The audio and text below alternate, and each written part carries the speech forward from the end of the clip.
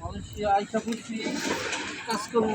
অনেক সমস্যা আমাদের হায়দ্রাবাদ আত্মীয় স্বজন আছে, এই কারণে টিকা রয়েছি। বর্তমানে যে অপরাসি মালয়েশিয়া, সারা মালয়েশিয়াটাই অপরাসি চলতেছে। আমাদের এখন অনেক টেনশন, কাজের অনেক কঠিন হয়ে গেছে, কাজ পাওয়া যায় না। মালয়েশিয়া খুবই খারাপ।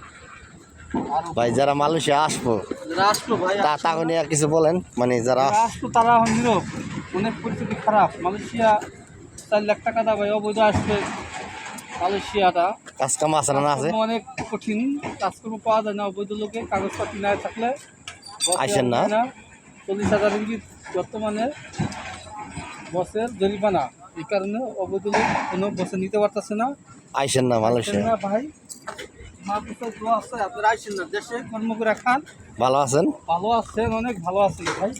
এই মালয়েশিয়ার মাটিতে ভাই কি যে কষ্ট, অবৈধ লোকে কাজকর্ম অনেক সমস্যা। এই যে রোদে কাজ করতেছেন, এটা একটু বলেন। বড় কথা না রে ভাই, হ্যাঁ, এখানে কাগজপাতি না থাকলে বসে ওখানে রিস্ক করে না। 40,000 রিঙ্গিত জরিমানা, আর ধরা পড়লে মনে করেন 15,000, 20,000, 10,000 রিঙ্গিত আরো জরিমানা হলে পুলিশে জেল কয় মাস?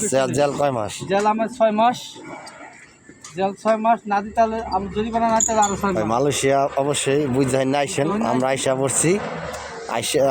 আইসা যাই কাজ কাম আমরা করতেছি, ভাই ভাই আত্মীয় স্বজন আছে দেখে আমরা বুঝাই না আইসেন। ভালো থাকেন।